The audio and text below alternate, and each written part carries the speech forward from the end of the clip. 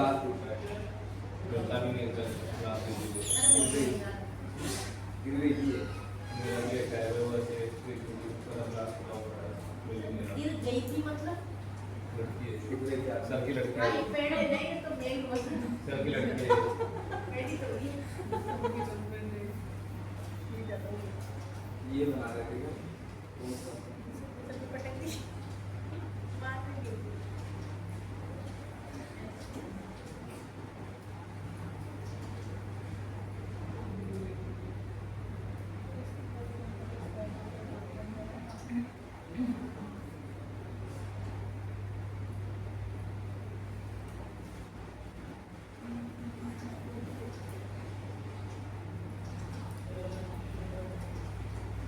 ये फोम लगाया था हमने, है ना? तो ये फोम लगा के देखा आप सभी ने? फिर फोम कैसे लगा सकते हैं वेबसाइट में? तो हमने ये वाला एक कस्टम फॉर्म बनाया था, है ना, कॉन्टैक्ट फॉर्म। ये वाला नहीं, दूसरा था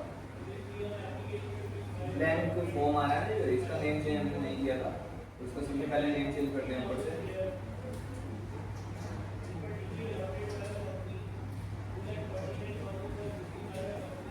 सर ये नेम दिखता नहीं है साइड पे नहीं, साइड पे नहीं दिखेगा, ये आपके लिए याद रखने के लिए है ना, कि आपको पता हो कि ये फॉर्म आपने लगाया हुआ कहाँ पे है।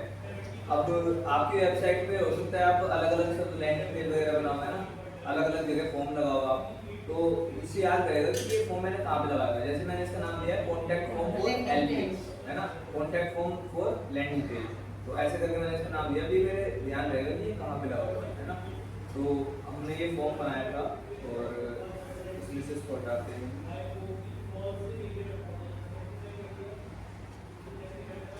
ठीक है, अब देखो ये जो फॉर्म बनाया था हमने, इसमें कुछ चीजें चेंज करनी है। जैसे क्या रखना है हमें, इसमें दो चीजें आ रही है, फर्स्ट नेम और लास्ट नेम। इसमें हमें रखना है फुल नेम बस, ठीक है।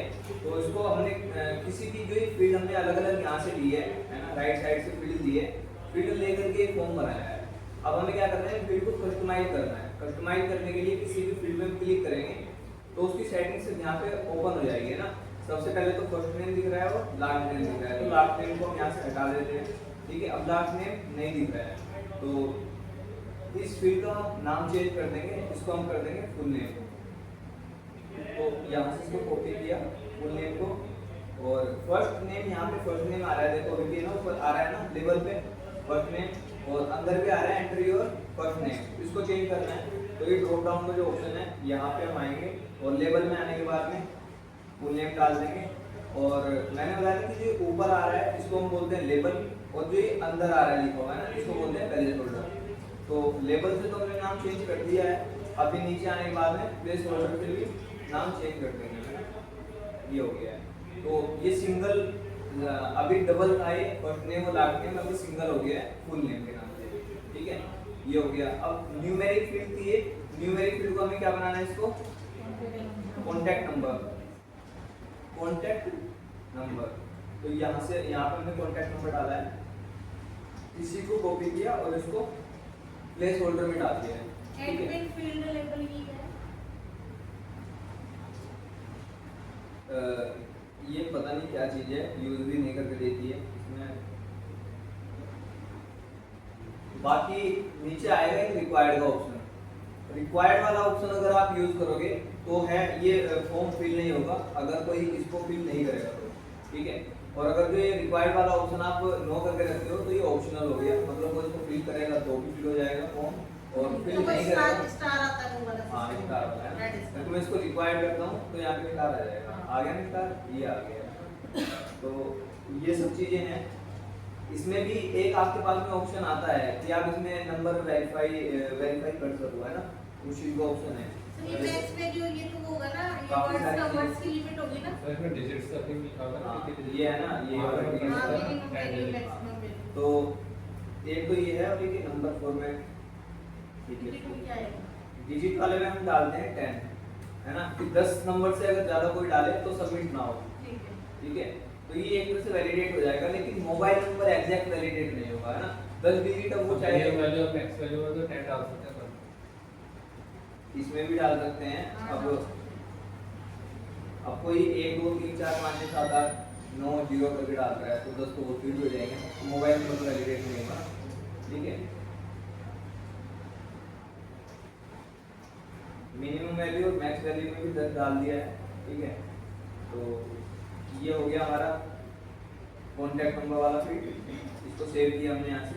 ठीक है, बेसिकली कॉन्टैक्ट वाला में अलग से मिलता है यहाँ पे फोन वाला, ये हम यूज नहीं कर पा रहे हैं क्योंकि ये प्रो में अवेलेबल है और हम फ्री का वर्जन यूज कर रहे हैं, तो ये नंबर वाली फील्ड को ही हमने कॉन्टैक्ट नंबर वाला बनाया है, ठीक है ना। तो ये चीज़ हमने की अभी। उसके बाद में हम आते हैं एड्रेस में। एड्रेस में आने के बाद में देखो यहाँ पे आपने कंट्री वाला सेलेक्ट करवाया था ना, तो कंट्री सिर्फ आपको रखना है, तो हमने एड्रेस फील्ड ली थी और एड्रेस फील्ड में सारी की सारी फील्ड बाकी बंद कर दी थी, तो यहाँ पे कंट्री आ गया है ना।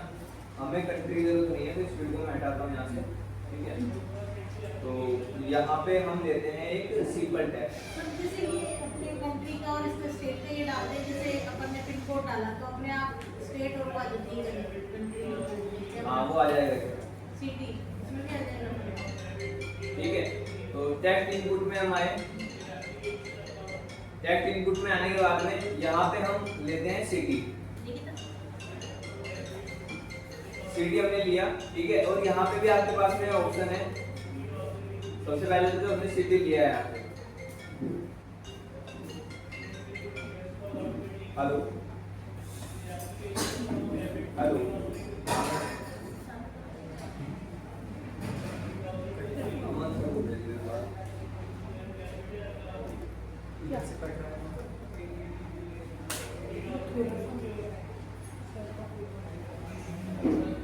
तो यहाँ पे सिटी वाले का हमने लेबल कॉपी किया और लेबल कॉपी करने के बाद में यहाँ पे प्लेस होल्डर में डाल देते हैं इसको। ठीक है, और उसके बाद में इसको भी रिक्वायर्ड कर देते हैं। ठीक है, तीनों फील्ड हमने रिक्वायर्ड कर दिए यहाँ से। फुल नेम को भी यहाँ से रिक्वायर्ड कर देते हैं। ठीक है, और अब इसको कर देते हैं सेव। तो 3 फील्ड हमने अभी यूज किए, इनसे अलग कुछ करना है तो वो भी कर सकते हो आप, जैसे ईमेल वाला आप कह रहे थे ना, ईमेल भी करना है तो ईमेल भी कर सकते हो। और ये भी ऑप्शनल है ना, इधर तो इसके ऊपर इंचार्ज नहीं है, तो ये वाली फील्ड ऑप्शनल है। अगर यूजर जो है इन 3 फील्ड को फिल करेगा और उसको फिल ना भी करे तो भी चलेगा, लेकिन इनमें से तीनों में से जो रिक्वायर्ड है अगर छुट्टी तो फॉर्म फिल नहीं होगा।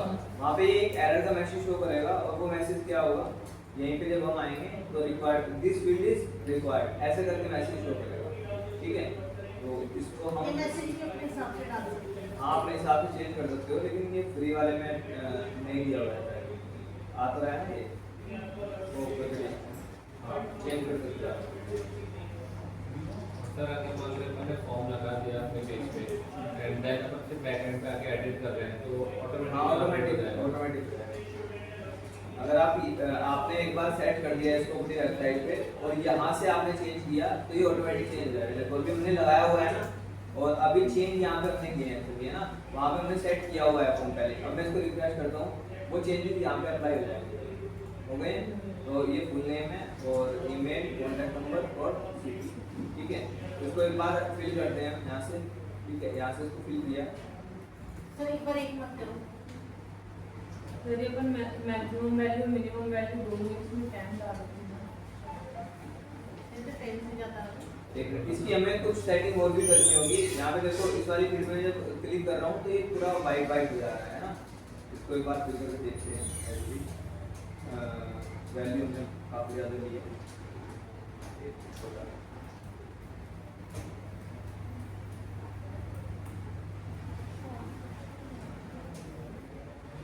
सर उसका मतलब टोटल जो वैल्यू है ना वही 10 वैल्यू मस्ट बी 10। अपन ने मिनिमम वैल्यू मैक्सिमम वैल्यू दोनों 10 कर दी थी।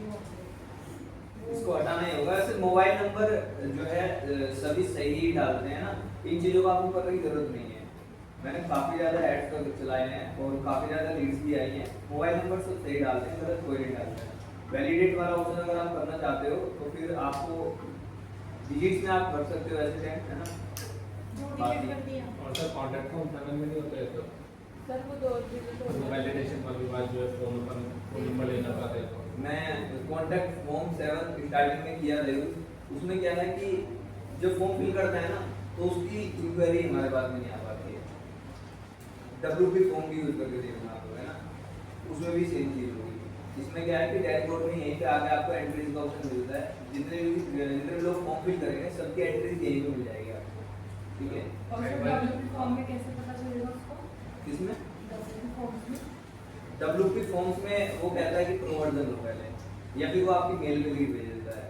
मेल वाला सिस्टम शायद उसमें है, लेकिन यहाँ पे वेबसाइट में नहीं दिखेगा आपको। और इसमें काफ़ी सारी चीज़ें सही हैं, जैसे आपने सारी की सारी एंट्रीज आपको यहीं पे मिल जाएंगी। और फिर उसके बाद में अगर आपको डाउनलोड करनी है सारी डाउनलोड भी हो जाएंगी अच्छे से, है ना।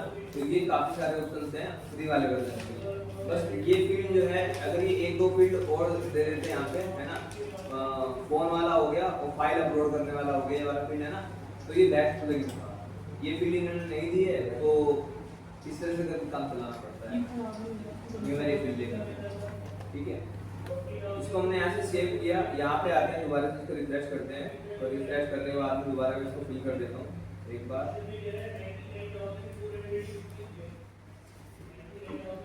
इसको करते हैं सबमिट फॉर्म। सर दो कर दिया, दो कर दिया था सर, डिजिट वाला।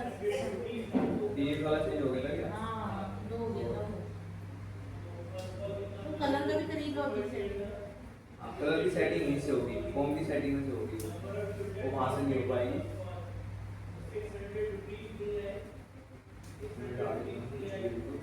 इसको किया, कोई बात नहीं करते हैं, जैसे सबमिट किया जो डला हुआ था वो तो वैल्यू 10 से ज़्यादा थी, तो हमने हटा दिया, बंद ही कर दिया, ठीक है।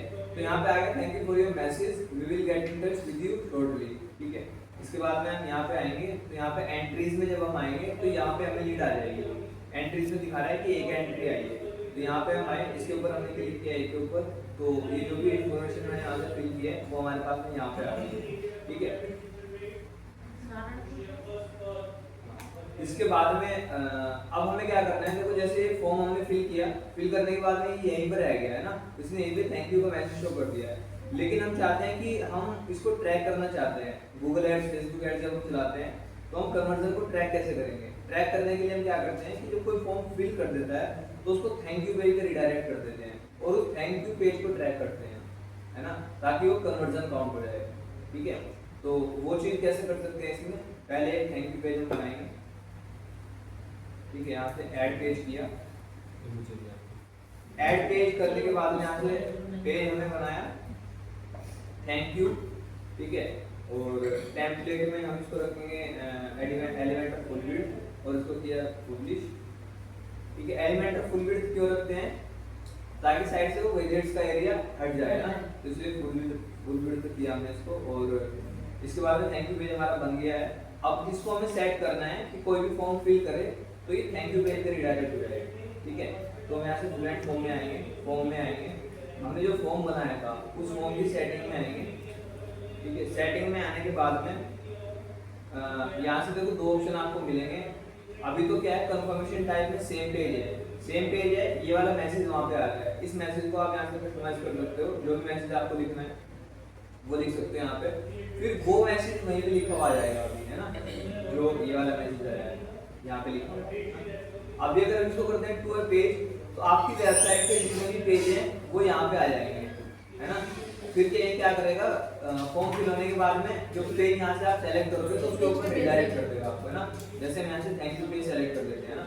और अगर आपको अपनी वेबसाइट से अलग किसी दूसरे यूआरएल पे लेके जाना है, किसी दूसरे डोमेन पे लेके जाना है, तो उसके लिए आपके पास में क्यूआर कस्टम यूआरएल का ऑप्शन है, तो यहाँ पे आप आ सकते हो और कोई भी यूआरएल यहाँ पे डाल दोगे तो वहाँ पे रिडायरेक्ट करेगा, है ना। तो हमें अपनी वेबसाइट पे रखना है और हम चाहते हैं कि थैंक यू पेज पे लाए, तो यहाँ से थैंक यू पेज सेलेक्ट किया। सेलेक्ट करने के बाद इसको हम सेव करते हैं, यहाँ से सेव सेटिंग पे, ठीक है। सेव सेटिंग किया, इसको एक बार और फिल करते हैं, ठीक है। तो यहाँ से इसको फिल किया और सबमिट किया। अभी हमें थैंक यू पेज पे डायरेक्ट करेगा, ठीक है। ये कौन सा पेज आ गया है, थैंक यू पेज। यहाँ से देखो पेज चेंज हो गया है ना, पेज आईडी आ रहा है। ये चीज भी एक हमें करनी है कि अभी यहाँ पे देखो यूआरएल में पेज आईडी आ रही है ना, लेकिन हम चाहते हैं कि यहाँ पे पेज का नेम आना चाहिए, ठीक है, क्योंकि एसईओ में भी इस चीज का बहुत फर्क पड़ता है। आपकी यूआरएल जो है ऑप्टिमाइज होनी चाहिए, ठीक है। तो पेज का नेम आना चाहिए यहाँ पे, ना कि आईडी आनी चाहिए। तो ये कहाँ से होगा, ये आपको डैशबोर्ड में आना है।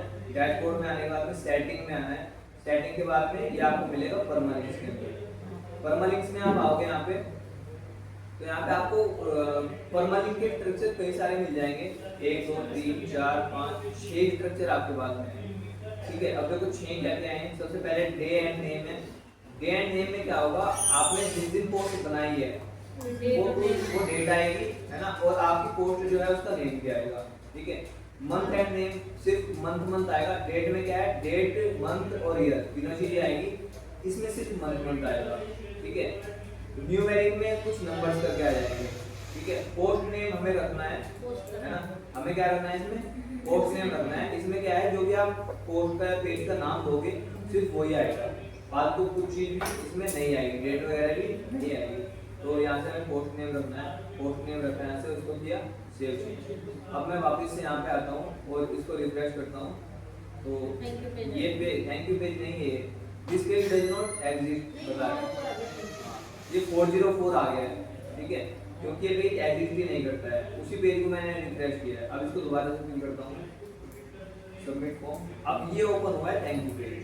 ठीक है, वो क्या था, वो 404 पेज था हमारा, क्योंकि वो पेज आईडी इसमें ली हुई थी। तो ये वाला हमारा थैंक यू पेज आ गया है। अब अगर जब हम ऐड चलाएंगे तो हम ट्रैक करना होगा हमें कन्वर्जन। स्लीपर को बता दो, व्हाइट वाला कलर का। हमें अगर कन्वर्जन ट्रैक करना है तो कन्वर्जन ट्रैक करने के लिए हम क्या करेंगे, हम थैंक यू पेज को ट्रैक कर लेंगे, और हमें पता है थैंक यू पेज सिर्फ उन लोगों को दिखेगा जो कि फॉर्म को फिल करेंगे। ठीक है सर, मतलब लेकिन जिन लोगों ने अपना फॉर्म फिल कर दिया तो ऑलरेडी उनकी हमारे पास आ चुकी है, कॉन्टेक्ट उनको मेरे पास आ चुका है, अब उनको ट्रैक करके क्या करेगा? ट्रैक करके बहुत कुछ होगा, ट्रैक करके डेटा जो है गूगल एड्स में जाएगा, अच्छा, उनको Facebook एड्स Ads के में लिए जाएगा। रीडायरेक्ट करेंगे। उनका कन्वर्जन जो है गूगल एड्स में, फेसबुक एड्स में ट्रैक होगा। वहां से गूगल को पता चलेगा कि ये इनके लिए कन्वर्जन है ना, और वो हमारे कैंपेन को कन्वर्जन के अकॉर्डिंग ऑप्टिमाइज करेंगे, है ना। क्या करना होता है हमें, क्योंकि गूगल एड हो गया, फेसबुक एड हो गया, ये मशीन लर्निंग पे काम करते हैं।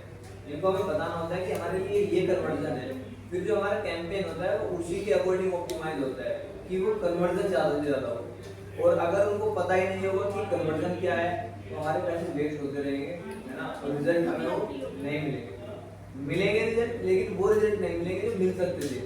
ठीक है, तो इसलिए हमें कन्वर्जन ट्रैक करना होता है।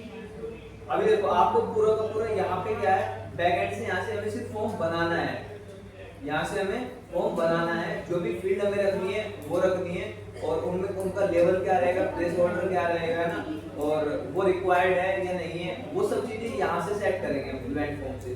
ठीक है, लेकिन उसकी अगर कुछ भी फॉर्मेटिंग वगैरह करनी है तो वो सब यहीं से होगी, है ना। वो कहाँ से होगी, वो एलिमेंटर से ही होगी नीचे, है ना। तो इसकी फॉर्मेटिंग वगैरह करनी है, सबसे पहले फॉर्म को सेलेक्ट किया, सेलेक्ट करने के बाद में स्टाइल में हम आए, स्टाइल में आने के बाद में यहाँ पे आपको हर चीज की फॉर्मेटिंग मिलती है। ठीक है,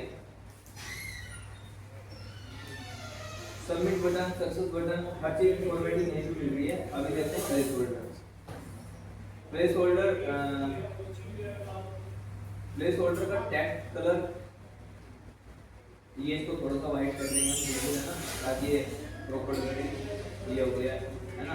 इनपुट एंड टेक्स्ट एरिया, ठीक है, टेक्स्ट कलर वाइट और बैकग्राउंड कलर करते हैं इसमें ब्लैक। ठीक है, अब इसको एक बार पब्लिश करते हैं और देखते हैं ये हुआ है नहीं हुआ है।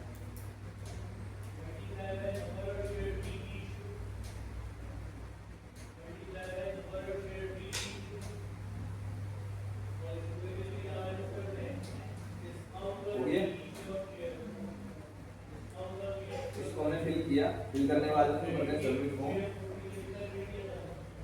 प्लीज थैंक यू पे रिडायरेक्ट हो गया। मतलब हमें जो फॉर्म बनाना है वो बैकएंड से बनाना है, यहाँ से वर्डप्रेस के डैशबोर्ड से।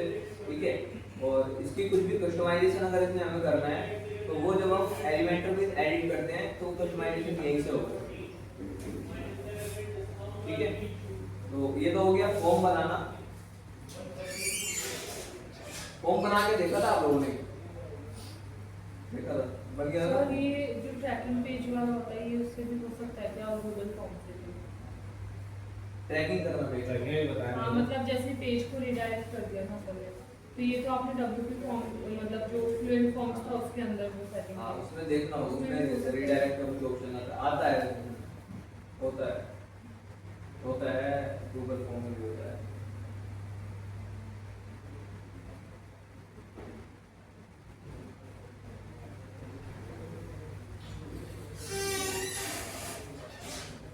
फॉर्म में हम यहाँ पे आए, आने के बाद में फॉर्म को एडिट किया और इनकी सेटिंग में हम जाएंगे।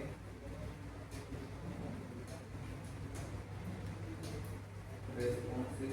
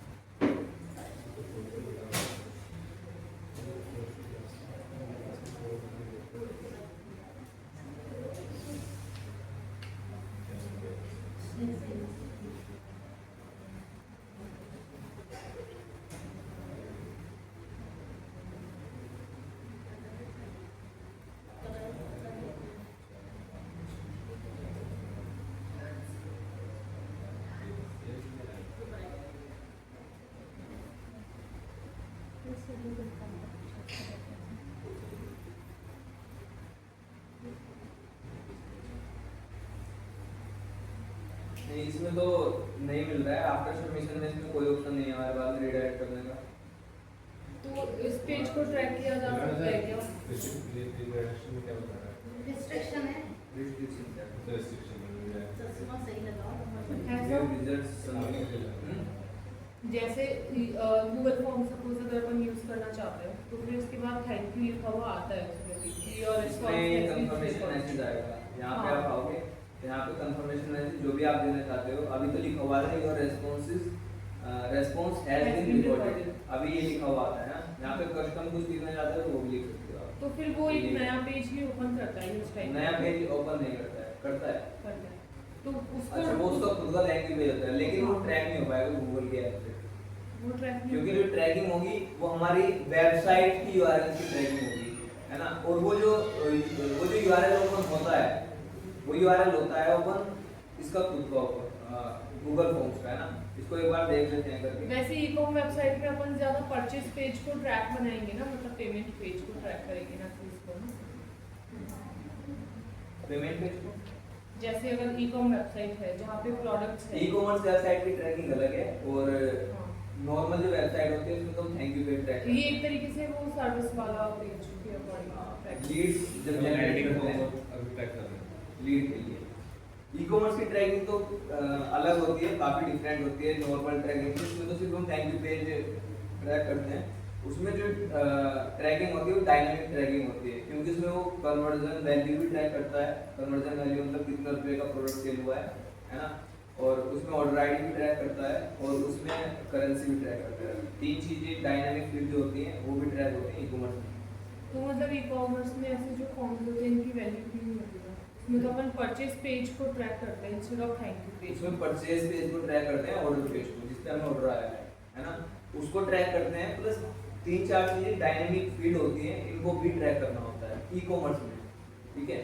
और नॉर्मल में जिसमें हम सिर्फ लीड जनरेट कर रहे हैं उसमें सिर्फ हम थैंक यू पेज को ट्रैक कर लेते हैं, क्योंकि हर लीड की वैल्यू हमारे लिए सेम है। अगर हम कन्वर्जन की बात करें, कन्वर्जन वैल्यू की, तो हर लीड की वैल्यू हमारे लिए सेम है ना। अगर किसी ने एक फॉर्म को कई बार भी फिल कर दिया है तो उससे हमें कुछ अलग से बेनिफिट थोड़े ना मिल रहा है।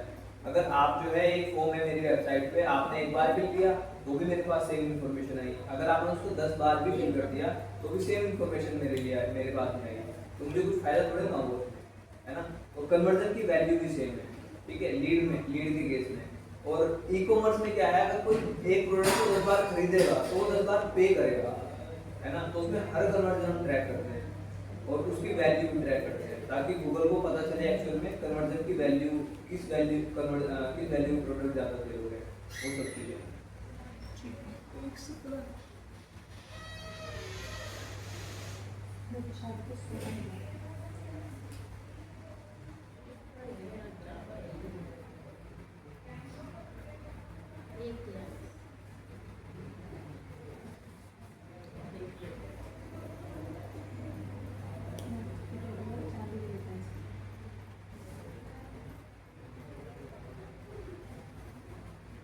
देखो इसमें एक एम्बिड का ऑप्शन आता है ना, और वो ढूंढना पड़ेगा। मैंने गूगल फॉर्म बहुत टाइम पहले यूज किया था वेबसाइट में लगाने के लिए, लगाया तो था मैंने, लेकिन देखना होगा कि वो ऑप्शन कहाँ पे है।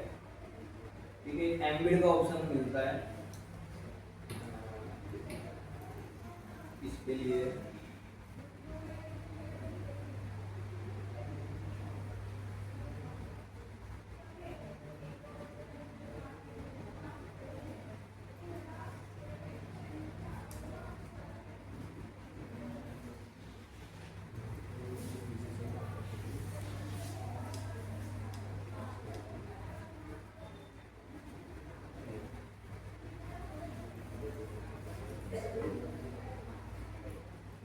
Google form, send button, top right, Embiid HTML,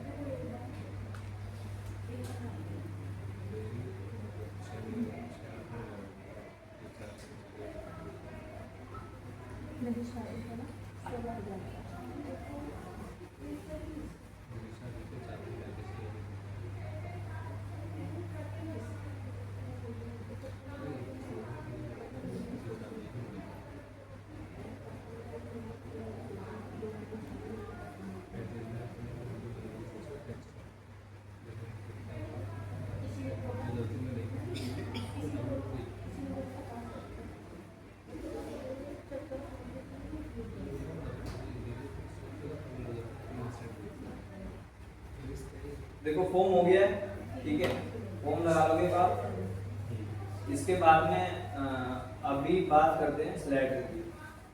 ठीक है, आपको वेबसाइट में स्लाइडर लगाना है।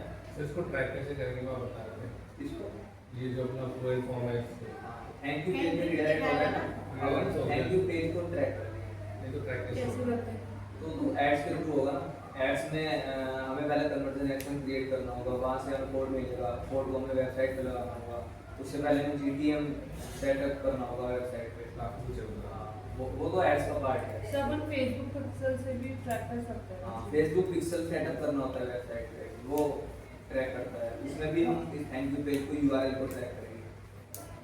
तो सर इस फेसबुक पेज पिक्सल को के डॉलर लिए पेज नहीं कह एड सकते होगी। थैंक यू पेज जो इसको डॉलर पेज नहीं कह सकते जो क्रिएट में यूज होता है। डॉलर पेज जो अपन ने थैंक यू पेज बनाया है हाँ। इस पेज को कौन सा पेज कहते हैं? डॉलर मतलब कि अपन ने केवल पेज क्रिएट करके छोड़ दिया हाँ। कीवर्ड के लिए तो दूसरे पे रिडायरेक्ट होगा। कीवर्ड के लिए थोड़ी है, वो तो इस पे ट्रैकिंग ट्रैकिंग है। चाहिए अपन को। केवल ट्रैफिक नहीं चाहिए। कीवर्ड के लिए अपन ने बना के छोड़ दिया उस पेज को हाँ। कि कौन सा कीवर्ड रैंक करा वेबसाइट टाइप का आदमी किसी पेज पे जाएगा वो तो ये वाला पेज रैंक ना करे तो इसको हम रोबोट डॉट txt से एक्सक्लूड कर सकते हैं। बीच वाले को जो है इंडेक्स ना करे सही। और फिर जैसे अपना ये अपन होम पेज डिजाइन करते हैं तो उसके अंदर अपन ने जैसे कोई भी एलिमेंट है कोई अपना वो अपन ने यूज किया है और बॉक्स उसको अपन ने डीएक्टिवेट कर दिया तो गूगल उसको ट्रैक करता है या नहीं करता है? पेज के अंदर रेस्पॉन्सिव में सब कुछ हटा दिया है तुमने पेज पे पेज में सब कुछ हटा दिया है। रेस्पॉन्सिव में सब कुछ ऑफ कर दिया है मोबाइल के लिए नहीं नॉर्मली आप मान लो तो फिर वो गूगल उसको ट्रैक करेगा कैसे? देखो गूगल आपके पेज के मैंने अंदर सपोज कोई पेज खुला हुआ है अपना जो अपना पोर्टफोलियो वाला पेज है हाँ, गूगल आपके पेज के अंदर की कोई भी चीज ट्रैक नहीं करेगा अभी। तो ऐसे पॉसिबल होता है ना जैसे ये पेज है अपन स्ट्रक्चर में ये क्रिएट अपने स्ट्रक्चर ले लिया अब ये स्ट्रक्चर के अंदर रेस्पॉन्सिव में मैंने सब कुछ ऑफ कर दिया रेस्पॉन्सिव में कि लैपटॉप में खुल रहा है और उसके बाद लैपटॉप मोबाइल मोबाइल में टैबलेट सब ऑफ कर दिया सब में ऑफ कर सब दिया। ऑफ कर दिया तो वो गूगल पड़ेगा क्या फिर उसको? गूगल को नहीं मिलेगा ना क्योंकि जैसे मान लो मैंने कीवर्ड डाल दिए या मेरे को कोई कंटेंट बनाना है तो वो उसके लिए मैंने पेंडिंग छोड़ दिया उसको कोई बनाऊंगा इस समय लेकिन अभी एक बार तो डाल दी छोड़ कर के फिर ध्यान में क्या करना नहीं गूगल उसको नहीं पड़ेगा। है ब्लैक हैट में आता है वो ब्लैक हैट आपको ब्लैक हैट एक्सचेंज। SEO पता है, बहुत ज्यादा नहीं पता है इस टैब में। ब्लैक हैट में कैसे आएगा वो? मतलब ब्लैक हैट में आप कीवर्ड स्टफिंग में जैसे मान लो मैंने 20 कीवर्ड डाल दिए कि मुझे काम करना है वो आएगा ही नहीं, आएगा ही नहीं। गूगल तो उसको रीड नहीं कर पाएगा ना वो गूगल उसको रीड ही नहीं कर पाएगा। जब आपने वो बंद कर दिया है वो यूजर के लिए भी बंद है और वो क्रोलर के लिए बंद है, दोनों के लिए ही बंद है। उसको रीड ही नहीं कर पाएगा वो। मैं समझ रहा हूँ आपकी बात, आप चाहते हो कि एक सेक्शन बनाऊं मैं जिसमें कि मैं एक कीवर्ड इंटरफेसिंग कर दूं, है ना? ऐसा मैं करना नहीं चाहता, मतलब मैंने अभी जैसे 50 कीवर्ड डाल रखे कि इन पे मुझे काम करना है। हाँ। अब ये कीवर्ड को कहाँ पे कैसे पेस्ट करना है वो मैं सोच रहा हूँ, उसका फिर डिजाइन कर रहा हूँ, लेकिन कीवर्ड एक साथ रख दिए तो गूगल की रैंकिंग में अपने को बैकअप नहीं जाना, वो चाहता हूँ। तो उसको आप कर सकते हो, गूगल उसको नहीं पड़ेगा। अगर आपने ऐसे बंद कर दिया तो उसका एक तरह से कोड ही आपकी वेबसाइट पे हट जाएगा, ठीक है? तो वो ना तो क्रोलर को मिलेगा और ना ही यूजर को मिलेगा, ठीक है? और टैग्स वाले और भी जब आप पोस्ट बनाते हो तो पोस्ट के अंदर एक टैग्स का ऑप्शन आता है ना? तो उसमें जितने भी टैग्स हैं आपके नीचे आ जाते हैं वेबसाइट के, जैसे यहाँ पे, और वो काफ़ी हेल्प भी करते हैं।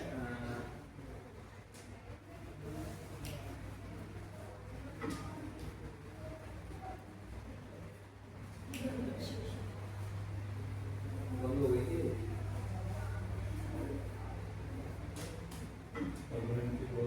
हाँ, गड़बड़ शिक्षा बंद हो गई है। आपको टैग अमन सर पता नहीं कहाँ पे।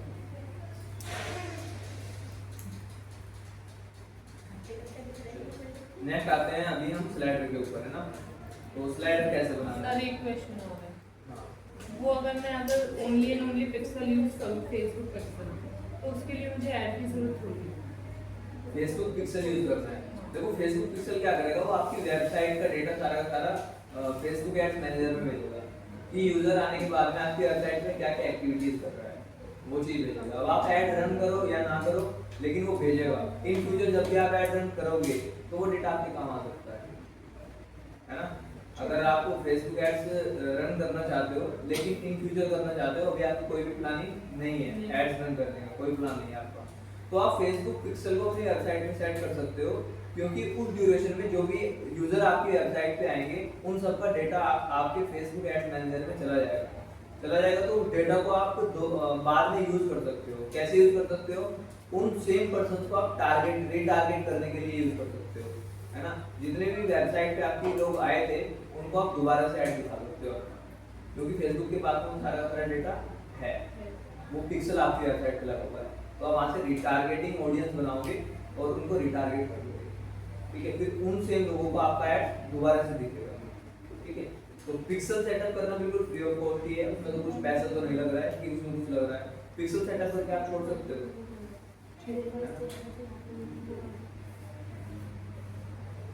तो फॉर्म बनाने के लिए देखो प्लगइन जो आपको यूज करना है, फॉर्म बनाने के लिए तो ये यूज करना है। स्लाइडर बनाने के लिए जो प्लगइन यूज करना है वो कौन सा यूज करना है? स्मार्ट स्लाइडर 3 आप यूज कर सकते हो, है ना? बेस्ट प्लगइन है और स्लाइडर बहुत ज्यादा रिकमेंडेड नहीं है आपको, ठीक है? वेबसाइट की स्पीड को काफी ज्यादा डिक्रीज करता है, ठीक है? अगर यूज कर रहे हो तो एक पेज पे एक बार कर लो आप, ऐसा नहीं है कि बार बार जगह जगह स्लाइडर आपने यूज कर लिया ना, क्योंकि देखने में काफी अच्छे लगते हैं स्लाइडर, लेकिन ऐसे ही फिर वो वेबसाइट की स्पीड को भी कम कर देते हैं, ठीक है? तो स्मार्ट स्लाइडर 3 करके प्लगइन है, और भी बहुत सारे एडवांस प्लगइन भी हैं, लेकिन ये प्लगइन भी काफी सही है, तो इसका यूज आप कर सकते हो।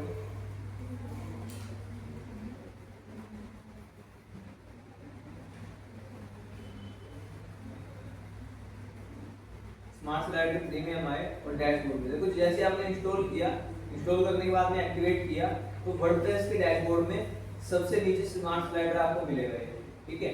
इसमें आने के बाद में डैशबोर्ड में जब आप आओगे तो डैशबोर्ड में आने के बाद में यहाँ पे एक ट्यूटोरियल आपको दिखाएगा कि आप यूज कैसे कर सकते हो। इसको देख सकते हो आप, इसको हम डोंट शो अगेन पे क्लिक करते हैं, नहीं देखना इसको, ठीक है? तो इसके बाद में जब हम यहाँ पे आए तो यहाँ पे आने के बाद आपको एक स्लाइडर जो मिलेगा ये बना बनाया मिलेगा, ट्यूटोरियल स्लाइडर, ठीक है? इसको आपको अगर यूज करना है तो इसको आप यूज करके देख सकते हो कैसे यूज होगा। जैसे हम इसके ऊपर क्लिक करते हैं, एक बार क्लिक करने के बाद में आपको यहाँ पर एक शॉर्ट कोड मिलेगा, है ना? ये क्या ये शॉर्ट कोड किस चीज का है? ये पर्टिकुलर स्लाइडर का शॉर्ट कोड है, ठीक है? तो इस शॉर्ट कोड को हमने ऐसे कॉपी किया, कॉपी करने के बाद में जहाँ पर भी हमें स्लाइडर सेट करना है, ठीक है, वहाँ पर हम आएंगे। आने के बाद में यहाँ पर एक सेक्शन लेंगे, एक स्ट्रक्चर लेंगे, एक स्ट्रक्चर लेने के बाद में यहाँ पे एलिमेंट कौन सा यूज करेंगे? शॉर्ट कोड एलिमेंट का यूज करेंगे, ठीक है। और यहाँ पे आने के बाद शॉर्ट कोड हमने वहाँ से कॉपी किया था उसको यहाँ पे पेस्ट कर देंगे, तो वो जो स्लाइडर है वो यहाँ पे आ जाएगा, ठीक है। सिंपल इतनी सी चीज़ है स्लाइडर लगाने में, ठीक है। इसको रिफ्रेश किया हमने तो यहाँ पे स्लाइडर ये आ चुका है, ठीक है। अब ये कुछ इस तरह का दिख रहा है ना, क्योंकि डेमो स्लाइडर है, बना बनाया हमें वहाँ से मिला है, इस तरह से स्लाइडर लगा सकते हैं, ठीक है। अभी हम देखते हैं, अभी हम खुद का स्लाइडर बना करके कैसे लगा सकते हैं, ठीक है। तो वापस से हम डैशबोर्ड पे क्लिक करेंगे, डैशबोर्ड पे क्लिक करेंगे, इस वाले स्लाइडर को यहाँ से डिलीट कर देंगे, मूव टू ट्रैश, ठीक है। और यहाँ पर हम न्यू प्रोजेक्ट लेंगे, यहाँ पे हमें अपना खुद का बनाना है, ठीक है। तो स्लाइडर बनाने के लिए आपके पास में स्लाइड्स होनी चाहिए जिनको आप दिखाना चाहते हो, ठीक है। स्लाइडर हमने लिया, सैंपल यहाँ से लिया, इसके बाद में कुछ प्रो के ऑप्शंस हैं, इसका कुछ नाम दे देंगे, ठीक है। होम पेज स्लाइडर इसका नाम दिया, और जो स्लाइडर आप बनाने वाले हो उसकी विड्थ कितनी रहेगी, हाइट कितनी रहेगी, ये हमें यहीं से सेट करना होगा। जैसे मैं इसको रखता हूँ 1200 × 400, ठीक है। 1200 इसकी विड्थ रहेगी पूरी और 400 इसकी हाइट रहेगी, और यहाँ से लेआउट करना है फुल विड्थ और उसको करते हैं यहाँ से क्रिएट। तो ये हमारा एक न्यू स्लाइडर क्रिएट हो गया है ना। किसके लिए, हमारे होम पेज के लिए हमने क्रिएट किया है। अब इसके लिए हमें स्लाइड चाहिए, ठीक है। तो स्लाइड कुछ हम डाउनलोड कर लेते हैं, तो अभी कुछ भी स्लाइड मैं ऐसे ही डाउनलोड कर लेता हूँ कैनवा से।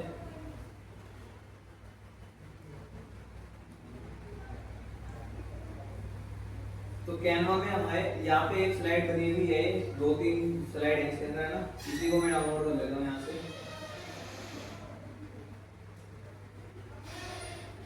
ठीक है। पीएनजी में ही कर लेते हैं। अभी मैं इसको पीएनजी में लगा कर दिखा दे रहा हूँ आपको, है ना। आप बाद में क्या करना, इसको पीएनजी में डाउनलोड हो जाएगा, पीएनजी से वेब में कन्वर्ट कर लेना, ठीक है। अभी मैं इसको एज इट इज पीएनजी में ही लगा कर दिखा दे रहा हूँ।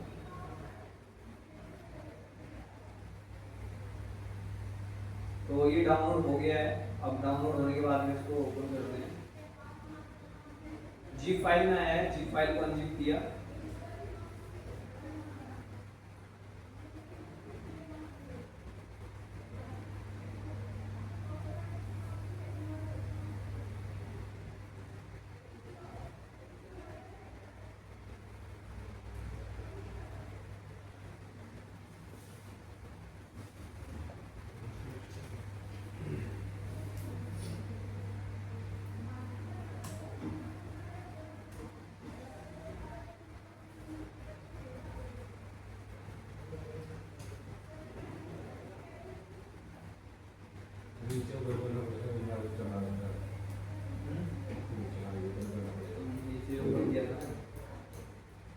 इसको अनजिप ही कर दो ना, डिस्ट्रैक्ट कीजिए।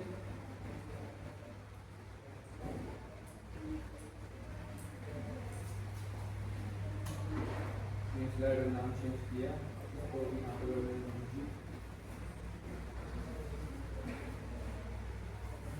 ठीक है। 3 स्लाइड जो थी हमारे पास यहाँ पे आ गई हैं।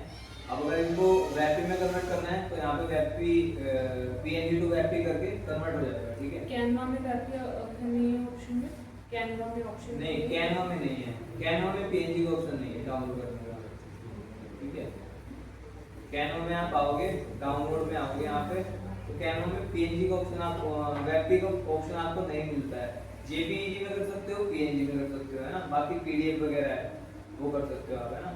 वेब का फॉर्मेट कैनवा में नहीं है, तो कन्वर्ट ही करना होगा, ठीक है। इसके बाद यहाँ से स्लाइड पिक करनी है, इमेज में हम आए और यहाँ से अपलोड फाइल किया, तो 3 स्लाइड हमारे पास में ये हैं, ठीक है। तीनों स्लाइड को हमने यहाँ से सेलेक्ट किया और इनको यहाँ से ओपन किया।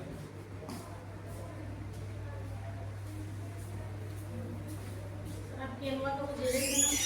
सर बैनर्स का साइज कितना होना चाहिए?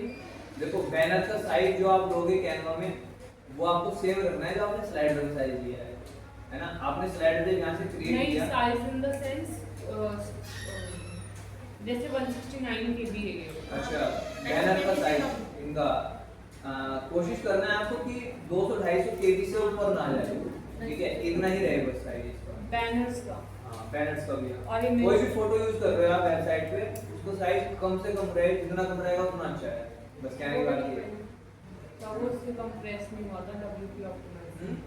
अब वो मैंने पूछा था ना आपसे WP ऑप्टिमाइज वाला, उसमें कंप्रेस नहीं हुआ, इमेज कंप्रेस नहीं हुआ। उसके कंप्रेस के और भी काफी सारे प्लगइन्स हैं। एक मैंने स्मश वाला यूज किया था, मुझसे भी नहीं हुआ, मुझसे हो उसमें जाता है। नहीं स्मश से हो रहा है, बट उसमें दिक्कत ये आ रही है जो पिक्सल फट रहे हैं। नहीं जितना होना चाहिए ना उतना नहीं हो रहा, मतलब वो इमेजेस को सबको क्रॉस अब वो पहले ही बहुत ज्यादा बड़े साइज में होंगे इमेजेस, तो ऐसा थोड़ी ना है वो बिल्कुल ही कम कर देगा। वो- जितना पॉसिबल हो सकता है उतना करेगा वो। उसने आई थिंक कभी 2000 इमेजेस कर रखे, उसमें उसने बोला है कि 2% कंप्रेस कर दिया मुझे। वो यहाँ यहाँ से से क्या है, अगर 100 इमेजेस है तो 2 इमेज को किया है, वो है 2% का होता है।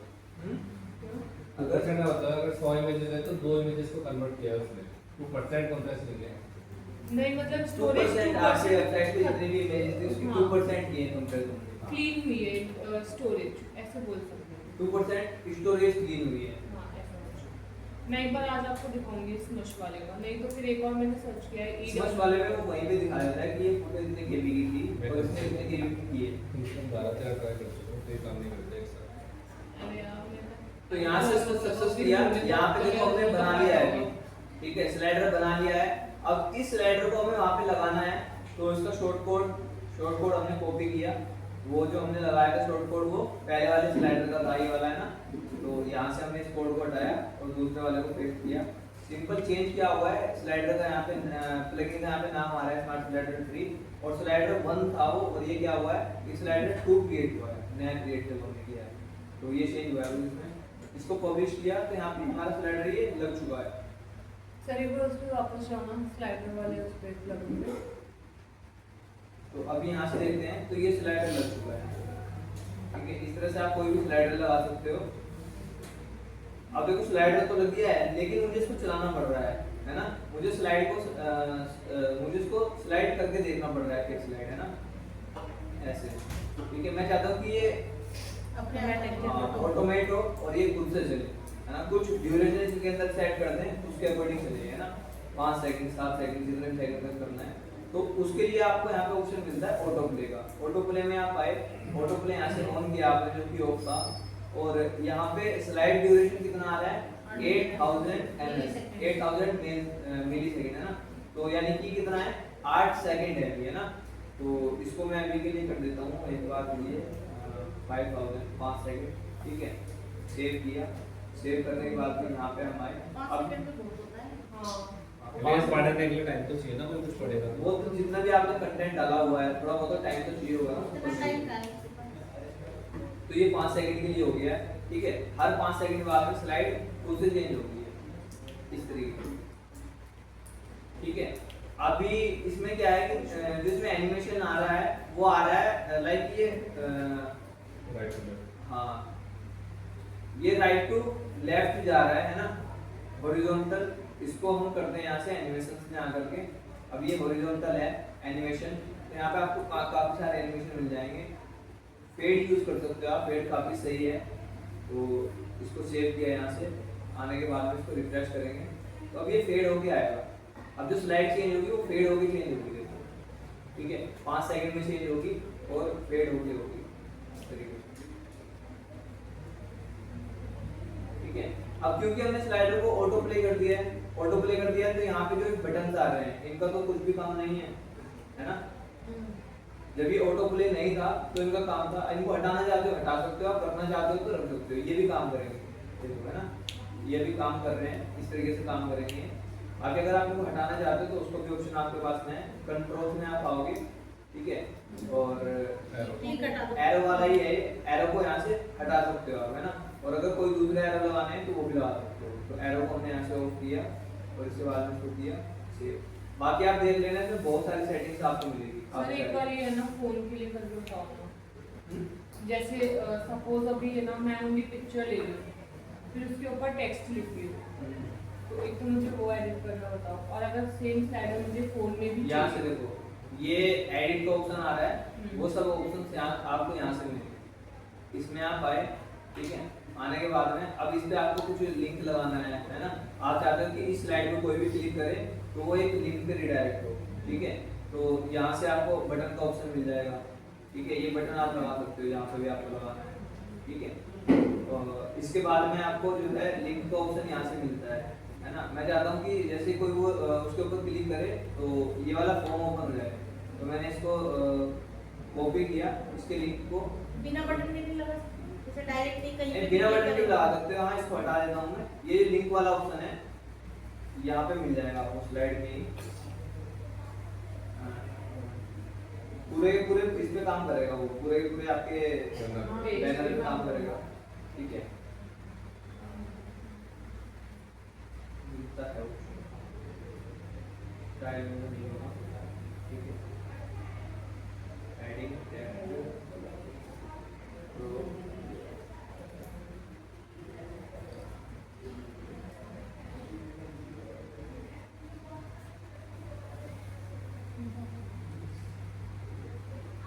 पूरे बैनर का भी ऑप्शन आपको मिलता है, देखना होगा।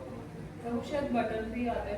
नहीं, बटन पे नहीं, पूरे बैनर पे भी काम हाँ, करता है। बैनर पे कहीं पे होता है। नहीं, पूरे बैनर पे आप कहीं भी क्लिक कर सकते ऑप्शन हो, बटन में आपको जाके आता है जहाँ तक मुझे याद आ रहा है। वहाँ पे बटन में जाके आता है, फिर वो ऐसे बोलते हैं कि आपको पूरे पेज पे चाहिए या ओनली बटन पे क्लिक करें तब चाहिए। तो फिर वहाँ पे ऐसा ऑप्शन लिया जाता है कि नहीं पूरे पेज पे जब क्लिक करें तब। मतलब ये मेरा अंदाजा है कि जहाँ तक मैंने यूज़ किया था वो शायद नहीं। देखो एक बार बटन सेटिंग में। बटन पे तो बटन पे लगे रहेगा।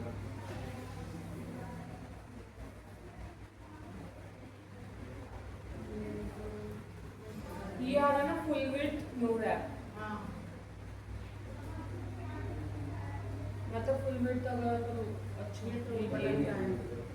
ये अब ये जो चीज चेंज कर रहे हैं ना सारी सारी तो बटन ये लेबल में जाना है कि मोर जहाँ लिखा है इसको गायब करो तो अरे वो तो वो है मोर कि क्या तो लिखा टैग हुआ लिखा होगा, हुआ है टेक्स्ट क्या है। लेवल। ये जितनी भी सेटिंग अभी कर रहे हैं ये किस चीज की सेटिंग है, बटन की सेटिंग है। इसके बटन पे लिंक, जो लिंक भी लगाया वो बटन पे लिंक लगाया है ना। बटन पे अगर चाहिए तो बटन पे लगा सकते हो आप, लेकिन इसमें बैनर में भी लगता है। बैनर में लगाने का ऑप्शन देखना होगा कहाँ से, ठीक है।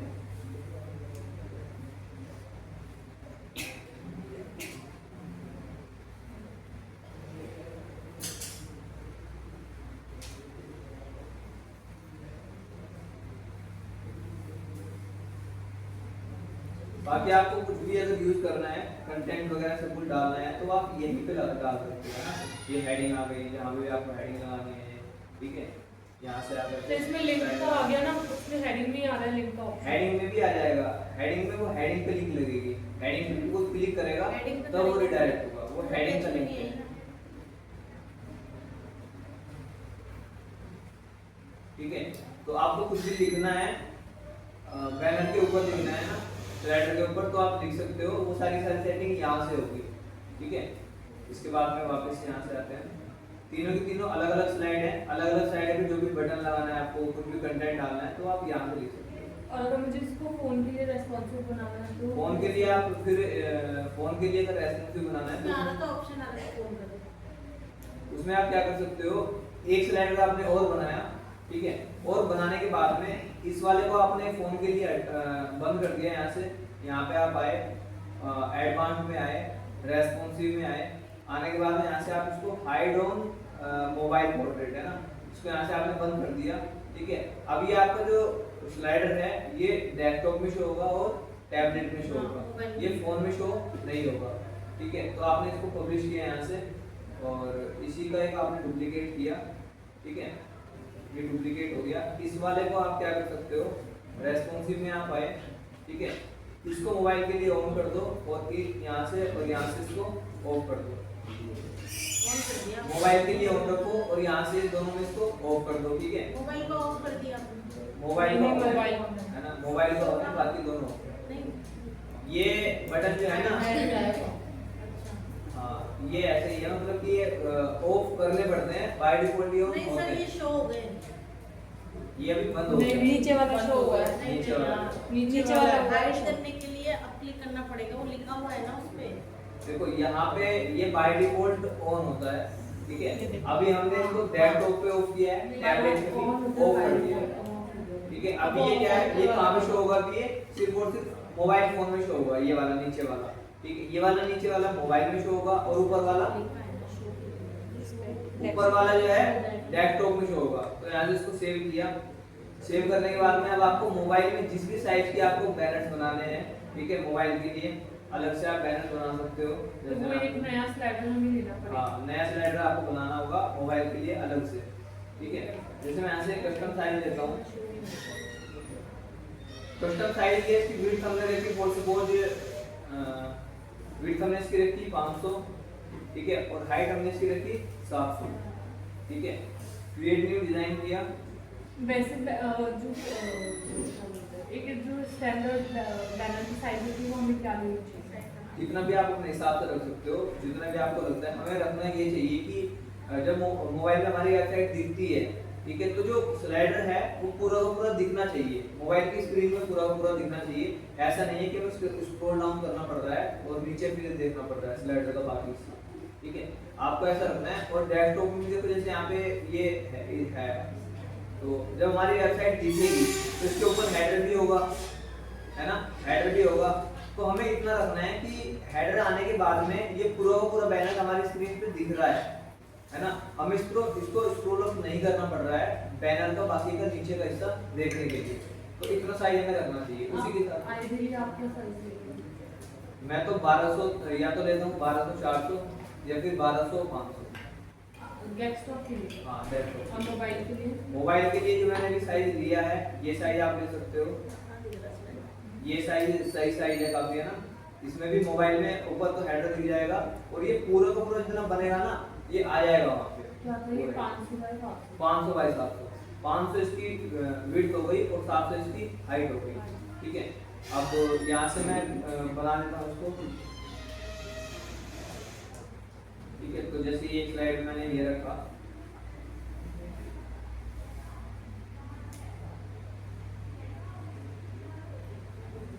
ठीक है। दूसरा ऐड पेज किया,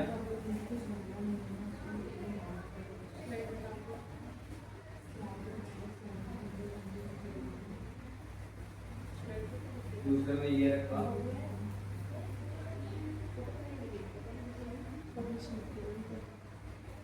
ठीक है। और एक पेज और ऐड कर देते हैं इसमें। सर आपने जो स्लाइडर डाला वो शो करने लग गया होगा ना? हाँ, show कर रहा है। गोल में? वो पब्लिश नहीं किया है, पब्लिश हो गया है, करेगा। नहीं कर रहा सर। मोबाइल में शो नहीं हो रहा है। वो रेस्पॉन्सिव ऑफर देगा ना आपने? नहीं, रेस्पॉन्सिव मोबाइल के लिए ऑन किया है। एक मिनट में पहले इसको चेंज कर दूं, है ना।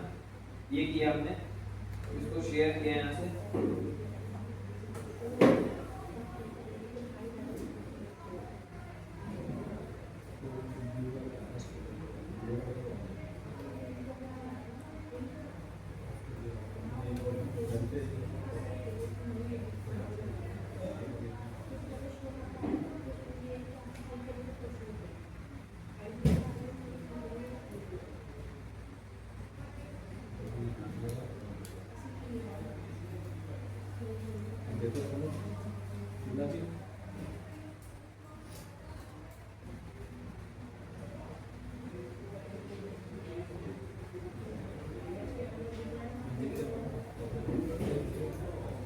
तो इसका नाम रखा हमने स्लाइडर फॉर मोबाइल और यहाँ से इसको करते हैं एक्सट्रैक्ट। सर तो एक पेज पे 2 स्लाइड हो जाएगा। हाँ, तो एक मोबाइल के लिए होगा, एक आपका। नहीं तो सेस की यूज़ नहीं आएगा। स्पीड पे थोड़ा बहुत फर्क पड़ता है लेकिन इतना फर्क नहीं पड़ेगा क्योंकि एक तो मोबाइल में लोड हो गया, तो मोबाइल में आप लोड कर रहे हो तो सिर्फ मोबाइल वाला लोड होगा, दूसरा लोड होगा ही नहीं, ठीक है। और डेस्कटॉप में आप कर रहे हो तो फिर मोबाइल वाला लोड नहीं होगा, डेस्कटॉप वाला लोड होगा, कुछ ज़्यादा होगा। तो स्लाइडर फॉर मोबाइल ये हमने लिया यहाँ से। आने के बाद में स्मार्ट स्लाइडर में हम आए और यहाँ से हम डैशबोर्ड में आए। डैशबोर्ड में आने के बाद में हमें एक नया स्लाइडर यहाँ से क्रिएट करना होगा, ठीक है। क्रिएट न्यू स्लाइडर और यहाँ से हमें साइज जो देना होगा इसका, जो हमने बैनर का साइज दिया था 500 बाई 700 वो हमने लिया यहाँ से, ठीक है। तो करने के बाद में इसको क्रिएट किया। अब यहाँ पे स्लाइड ऐड कर लेनी है।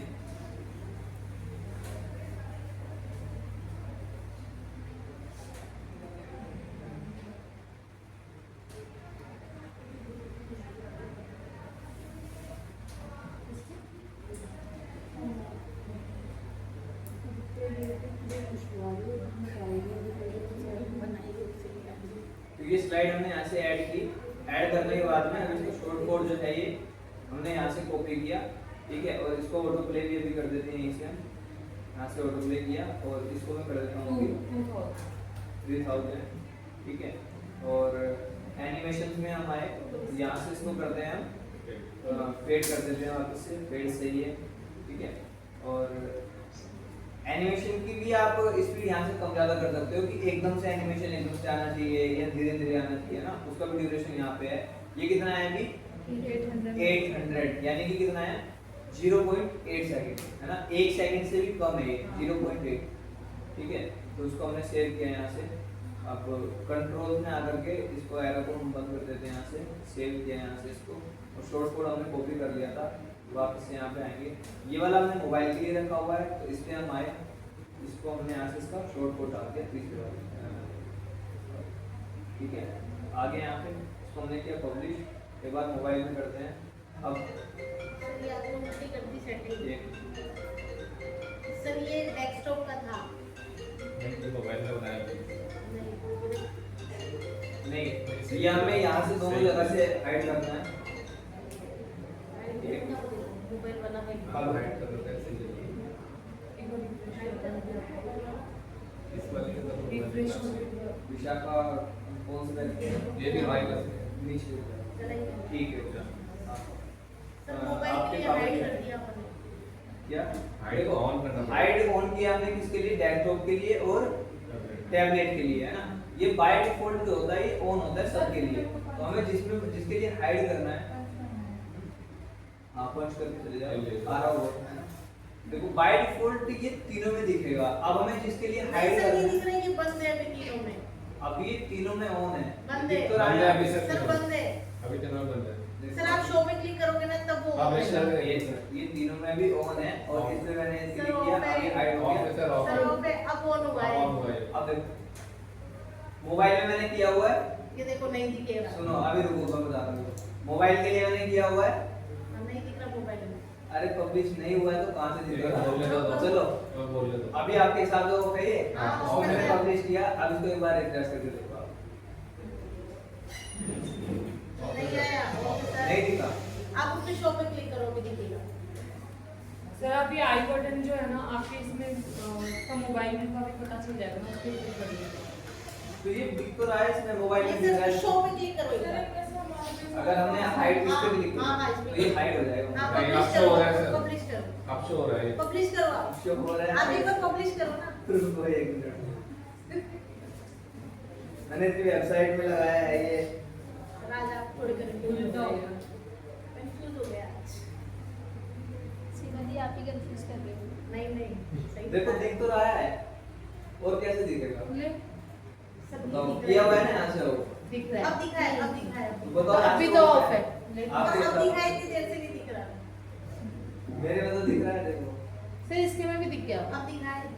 वो वहाँ पे लिखा हुआ ये आ रहा है, हाइड ऑन मोबाइल पोर्ट्रेट। अगर मोबाइल में आपको ऑफ करना है तो हाइड करना है, तो यहाँ से हाइड होगा, ये लिखा हुआ है, ठीक है।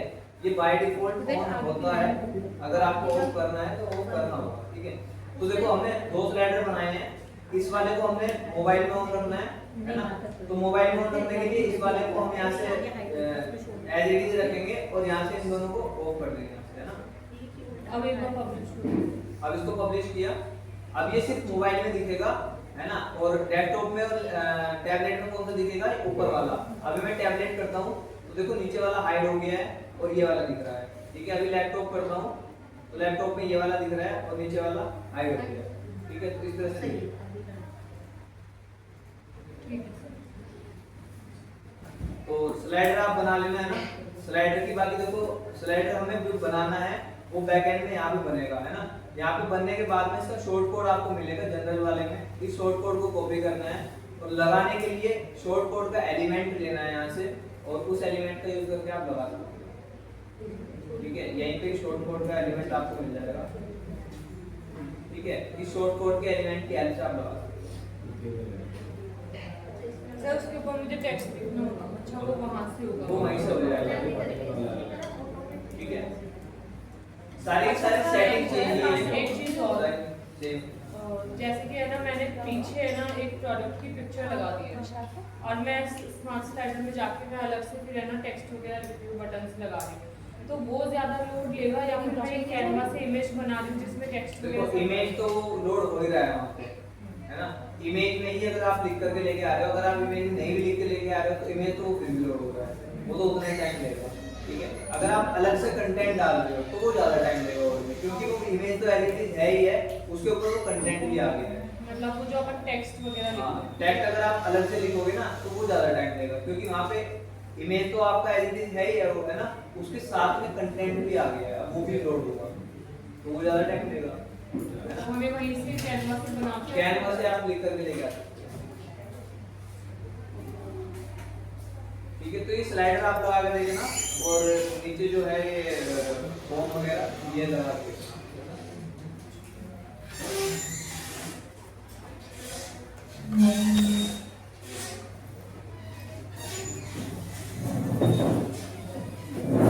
Thank you.